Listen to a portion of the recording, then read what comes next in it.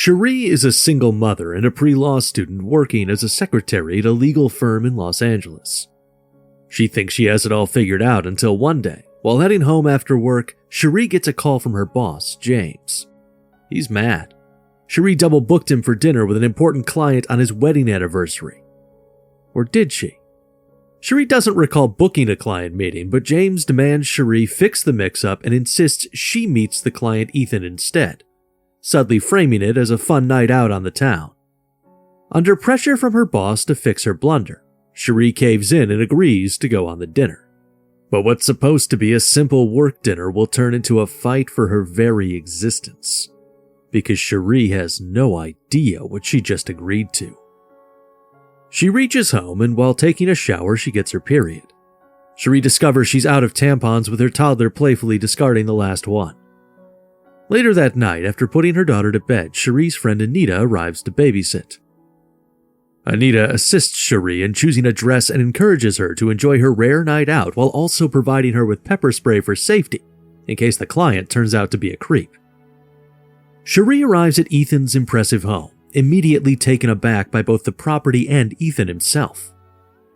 Inside, while Ethan prepares drinks, Cherie notices a drop of blood from her period on the floor. She excuses herself and in the bathroom makes a makeshift pad using toilet paper. The dinner outing starts well, despite an unsettling moment when Ethan angrily reacts to a dog barking at him, which he attributes to a childhood incident. The evening progresses along as they talk and flirt a little, making Cherie think Ethan may get lucky tonight. Ethan invites Cherie to spend the night and offers to set his alarm for 6:30 a.m. so she can return home before her daughter wakes up. Cherie notices Ethan's alarm is already set for 5:25 a.m., but Ethan just laughs it off. Though initially reluctant, Cherie agrees to stay, but not long after she walks inside, she comes out running and screaming. Cherie's fight for her life begins now. She must run. She jumps the gate before throwing up, making us wonder what she might have seen and been through behind the closed door that had such an impact on her. She runs, asking for help from the neighboring houses. Despite her efforts, she's met with closed doors and indifference.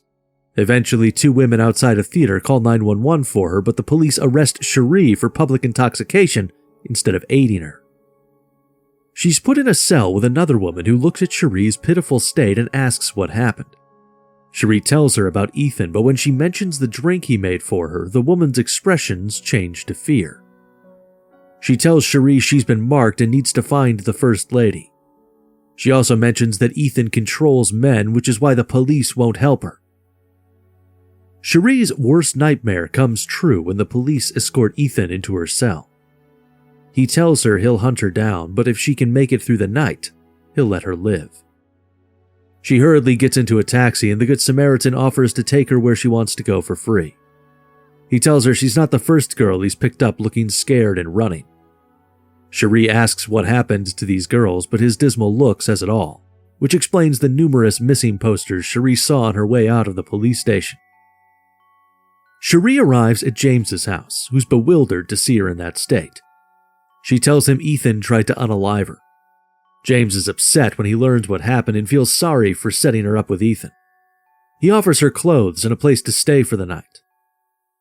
Later, Cherie goes through James's laptop, looking to find information on Ethan. But what she finds is a long list of women who James has tricked to meet up with Ethan, much like her supposed double booking blunder. Just then, James's wife Judy arrives and tells Cherie that Ethan can smell her blood. She hands her a tampon and reluctantly tells her to keep herself clean if she wants to survive. Suddenly, James walks in and wants to know what's going on. Cherie lies and says she is called Trey, her ex-boyfriend, and he has come to pick her up. But when James insists she stays, Cherie knows she must run. She runs out of the house and gets on a bus. The bus driver is kind enough to lend her a phone, and Cherie calls Trey. Cherie gets off near a gas station to buy tampons and trades her bracelet for it. While changing, Ethan ambushes and attacks her, dragging her by her hair. The attack continues until the store owner tries to intervene with a gunshot, but Ethan intimidates him into backing off. Seizing a moment of distraction, Cherie hits Ethan with a brick before fleeing. She meets Trey, who arrives in his truck, and she asks him to take her to his place. Despite Trey's questions about her ordeal, Cherie remains silent. Their conversation is abruptly interrupted when their vehicle hits something. Despite Cherie's protests, Trey checks the car. Only after Cherie reveals she was attacked and is being chased does Trey quickly drive them away, no longer pressing her for details. They reach Trey's house and his girlfriend and friends have gathered for a movie night, but Cherie passes on the movie and cleans up before sending Trey to buy tampons for her. Suddenly, the doorbell rings and it's Ethan. Everyone equips themselves with weapons ready to face Ethan, but they all lose their lives fighting him off. Ethan forces Cherie to dance with him before dragging her with him, but Trey soon arrives and confronts Ethan only to be decapitated by Ethan. Scared for her life, Cherie flees, but Ethan catches up. However, Ethan is hit by a speeding car, but we all know he can't die that easily. Remembering Judy's words, Cherie takes out her bloody tampon and flings it on a passing car to get Ethan off her trail.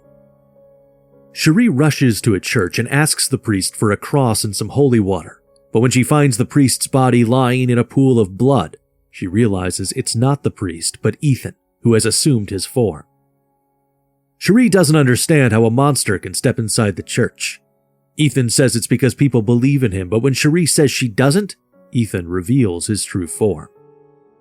Ethan strangles Cherie, but the real priest attacks Ethan with a crucifix. Ethan catches hold of the priest and puts an end to him. Cherie escapes and finds an underground party site. She goes to the bathroom and cleans herself and her wounds using bleach wipes. After stealing some clothes, she walks out and finds the same missing poster she's been seeing everywhere. She tears the poster with the First Lady's number, and after stealing a phone, she calls the number.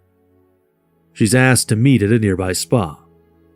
As she's leaving, a group of guys surround her and won't let her leave, till a group of girls intervene and rescue her. The girls invite her to go surfing at 5:25 a.m., which catches her attention, and she asks the significance of 5:25. One of the girls tells her it's the time of sunrise. Just when she starts relaxing, one of the girls notices Cherie's forehead is bleeding, making Cherie go into alert mode. Suddenly, their car crashes and the three girls lose their lives while Cherie survives but is wounded.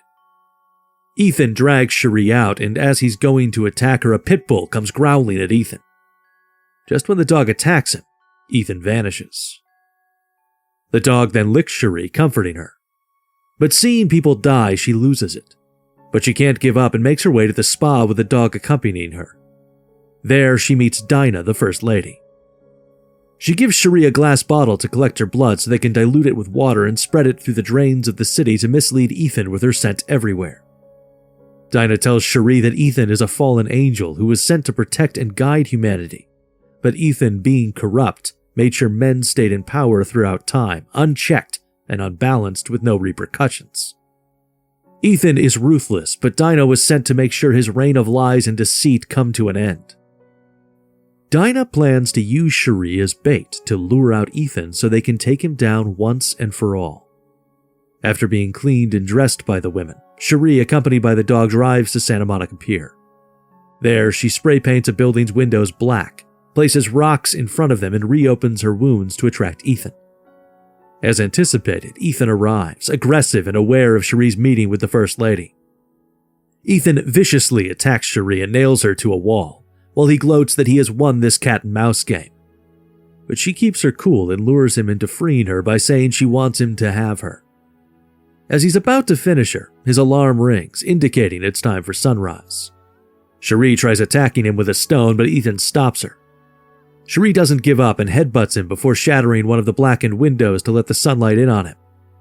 Suddenly, several rocks come flying, breaking all of the windows, making sunlight rain down on Ethan. This is the moment he realizes he must run. Ethan, now mortally weak by the sun, is trying to save himself, but the tables have turned and Cherie mocks Ethan's futile attempt to escape. Cherie also brings his attention to Dinah, who ignites a lighter and throws it on the black blood oozing from Ethan's body. It quickly catches on fire and burns Ethan to his demise. Cherie returns home after her victory over Ethan. She picks up her daughter and holds her tight, knowing she ran, she fought, she survived her night from hell.